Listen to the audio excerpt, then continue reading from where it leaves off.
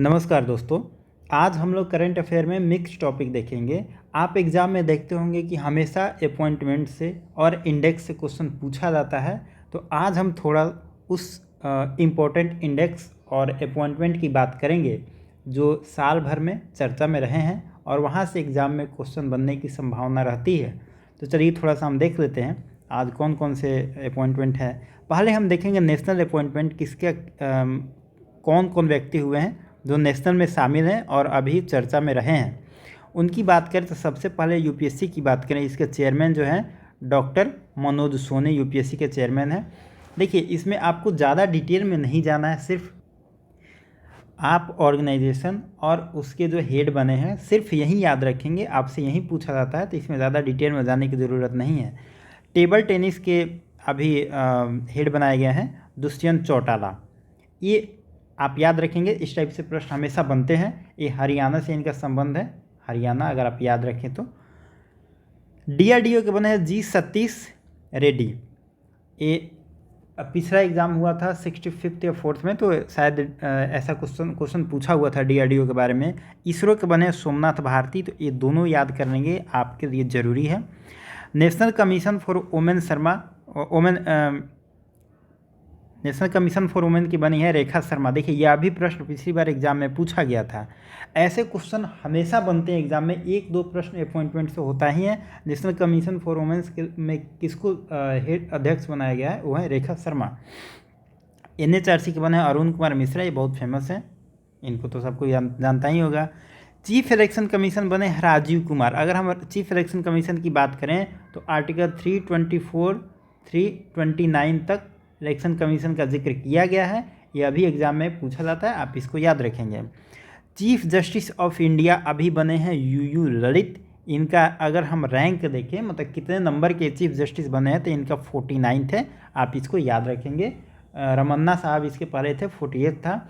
आपसे जो 8 मई को एग्ज़ाम हुआ था उसमें कुछ रैंकिंग यूएसए के प्रेसिडेंट का रैंकिंग वगैरह पूछा था, तो हो सकता है सीजीआई का भी पूछ दे, तो आप इसको याद रखेंगे। सीएजी बने अभी जीसी मुर्मू।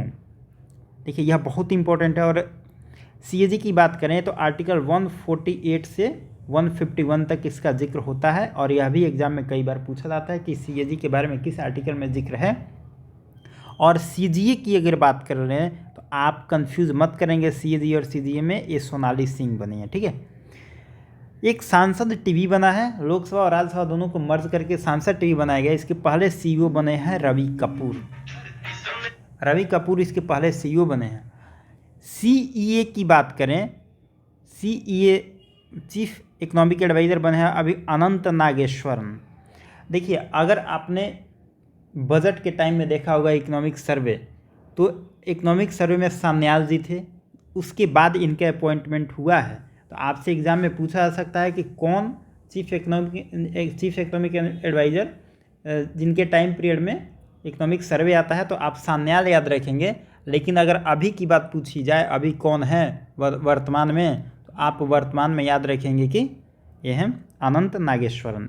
इनके बारे में तो डिटेल में एक वीडियो बनाया गया था। नीति आयोग के वाइस प्रेसिडेंट बने सुमन कुमार बेरी। यह इम्पोर्टेंट है, आपसे पूछा जा सकता है। और सीईओ इसके हैं परमेश्वरन अय्यर। आप दोनों याद रखेंगे, यह दोनों इम्पोर्टेंट है, ठीक है। आगे देखते हैं। कुछ लोग ऐसे हुए हैं, ये तो अब तक हम देख रहे थे भारत में जो अपॉइंटमेंट हुए हैं, लेकिन दुनिया में भी कुछ अपॉइंटमेंट ऐसे हुए हैं जो हाल के वर्षों में, एक साल में चर्चा में रहे हैं। तो इसके बारे में अगर हम देखें, फाइनेंशियल एक्शन टास्क फोर्स के हेड बनाए गए हैं टी राजा कुमार। WHO के डीजी बनाए गए हैं डॉक्टर टेड्रोस। आप सिर्फ डॉक्टर टेड्रोस याद रखेंगे, इतना लंबा चौड़ा नाम याद रखने की ज़रूरत नहीं है, वहाँ से आप एलिमिनेट कर सकते हैं, ठीक है। WHO में डॉक्टर टेड्रोस को बनाया गया है। ICC के प्रेसिडेंट बनाए गए हैं न्यूजीलैंड के हैं ग्रेग बर्कले। ये तो लगभग लोगों को याद ही होगा, क्रिकेट से लोगों को इतना प्रेम होता है। अंकटाड में पहली वुमेन बनाया गया है रेबेका को। देखिए आप रेबेका से याद रखेंगे, ये सब जो पूरा नाम कन्फ्यूज़न होगा आपको, सिर्फ रेबेका से याद रखेंगे, आपको पकड़ा जाएगा वहाँ पे ऑप्शन में। अंकटाड की पहली वुमेन बनी है रेबेका, और यह थोड़ा सा इम्पोर्टेंट है, क्योंकि पहली वुमेन बनी है तो थोड़ा सा इम्पोर्टेंट हो जाता है।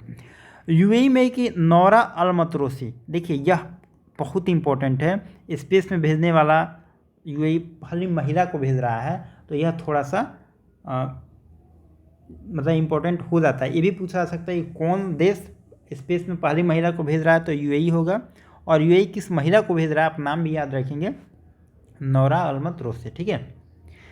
चलिए अब हम कुछ ऑर्गेनाइजेशन में देख लेते हैं पहली वुमेन का अपॉइंटमेंट हुआ है, जो कि इम्पोर्टेंट है आपके लिए। अगर हम यहाँ पे बात करें, ओएनजीसी में अलका मित्तल को अपॉइंट किया गया है, पहली महिला है जो ओएनजीसी में इस पोस्ट को संभाल रही है। जेएनयू में वीसी बनी है एक शांति श्री पंडित, यह इम्पोर्टेंट है आपके लिए, क्योंकि जेएनयू की पहली महिला वीसी बनती है शांति श्री पंडित, और जेएनयू वैसे भी हमेशा चर्चा में रहता ही है। सेबी की, ये तो काफ़ी इंपॉर्टेंट, अगर हम सेबी की बात करें, माधवपुरी बुच, ये बहुत इंपॉर्टेंट है, यह अभी पहली महिला बनी है सेबी में, माधवपुरी बुच, तो आप इनका नाम याद रखेंगे। बीआरओ की कमांडिंग ऑफिसर बनी है वैशाली हिवासे, ठीक है। देखिए इनके नाम में ना, देखिए वी बहुत ज़्यादा है, वी यहाँ भी है, वी यहाँ भी है, तो थोड़ा सा मतलब याद करने के हिसाब से आपके लिए ठीक रहेगा। बीआरओ की कमांडिंग ऑफिसर बनी है वैशाली हिवासे, इनका भी नाम याद रखेंगे, पूछा जा सकता है। अब हम देख लेते हैं कुछ इंडियन पर्सन या इंडियन ओरिजिन के कुछ लोग जिनको दुनिया में इनका अपॉइंटमेंट हुआ है। एक है रुचिरा कंबोज, यह बहुत इंपॉर्टेंट है। रुचिरा कंबोज, अगर हम इनकी बात करें तो यूनाइटेड नेशन में इनको परमानेंट रिप्रेजेंटेटिव बनाया गया है, ठीक है, आप इनको याद रखेंगे। रुचिरा कंबोज यूनाइटेड नेशन में परमानेंट रिप्रेजेंटेटिव बनाई गई है। एक है आरती प्रभाकर, आरती प्रभाकर भी बहुत इंपॉर्टेंट है। अगर हम इनकी बात करें तो जो बिडेन की जो साइंटिफिक एडवाइजरी कमेटी है उसमें इनको जगह मिला है, जो कि बहुत ही मतलब अच्छा है, या कहा जा सकता है कि जो बिडेन के साइंटिफिक एडवाइजर में इनको जगह मिला है, आरती प्रभाकर। यह एग्जाम में प्रश्न आपसे पूछा जा सकता है, आप इसको याद रखेंगे। एक गौतम राघवन है, यह व्हाइट हाउस के अभी हेड बने हैं गौतम राघवन। यह दोनों मतलब अच्छा प्रश्न है, यहाँ से बन सकता है, एग्जाम में आपको देखने को मिल सकता है। एक बनी है कैप्टन जोया अग्रवाल, यह यूनाइटेड नेशन में वुमेन स्पोक्स पर्सन इनको बनाया गया है, captain Zoya Agarwal.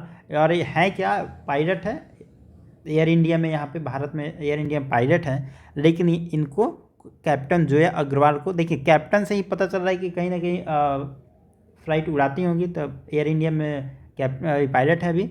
Women's spokes person इनको बनाया गया यूनाइटेड नेशन में, यह भी इंपॉर्टेंट है, आप थोड़ा सा याद रखेंगे। थोड़ा सा हम इंडेक्स देख लेते हैं। अगर हम इंडेक्स की बात करें तो हम पिछला वीडियो में, इसके पहले दो तीन वीडियो आ गया है, उसमें हम 2021 के सारे इंडेक्स की हम चर्चा कर चुके हैं। इसमें हम सिर्फ 2022 की इंडेक्स की बात करेंगे, जो भी नया रिपोर्ट आया है हम सिर्फ उसकी बात करेंगे। इसमें 21 का एक भी रिपोर्ट नहीं होगा, तो हर रिपोर्ट इसमें 22 का है, अपडेटेड है, आप इसको थोड़ा सा नोट कर लेंगे। इंटरनेशनल इंटेलेक्चुअल प्रॉपर्टी इंडेक्स में भारत का रैंक है 43, इसमें हम सिर्फ भारत की बात करेंगे। ज़्यादा आप इंडेक्स मत याद करिए, टॉप कौन किया है, भारत का स्थान क्या है, टॉप 10, ये सब कुछ याद करने की जरूरत नहीं है, सिर्फ भारत का रैंकिंग पूछना है, भारत की याद करिए। इंटेलेक्चुअल प्रॉपर्टी इंडेक्स में आईपीआर की बात करें, आईपीआर में भारत मिला है 43।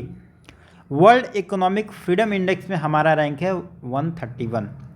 ग्लोबल पीस इंडेक्स और जेंडर गैप इंडेक्स दोनों में हमारा रैंक है 135, ठीक है, आप इसको याद करेंगे। ग्लोबल पीस इंडेक्स और ग्लोबल जेंडर गैप इंडेक्स दोनों में हम 135 पे हैं। हैप्पीनेस इंडेक्स में हमारा रैंकिंग है 136, और हैप्पीनेस इंडेक्स में टॉप पे कौन रहा है, टॉप पे रहा है Finland. World press freedom index में हमारा रैंकिंग है 150। अगर हम पिछले साल की रैंकिंग देखें तो इससे बेहतर था, इस बार हम और ज़्यादा पिछड़ गए हैं, अभी रैंकिंग है 150। इन्वायरमेंट परफॉर्मेंस इंडेक्स में हमारा रैंक है 180। तो ये कुछ थोड़ा इम्पोर्टेंट था जो हमने करा दिया, बाकी जो कुछ बचा हुआ है हम अगले वीडियो में लेके आएंगे। कुछ और जो बाकी इम्पोर्टेंट है करंट अफेयर से पूछा जा सकता है, उसको हम करा देंगे। और देखिए इसमें ज़्यादा कुछ समझना नहीं है, आपको सिर्फ देखना है और पॉइंट टू पॉइंट याद करना है। और कोई टॉपिक करंट का जो लग रहा हो कि इम्पोर्टेंट हो, आप लोग कमेंट बॉक्स में बताइए। हो सकता अगर टाइम मिले तो हम लोग इसे वीडियो बनाने की कोशिश करेंगे। मिलते हैं नेक्स्ट वीडियो में। Thank you.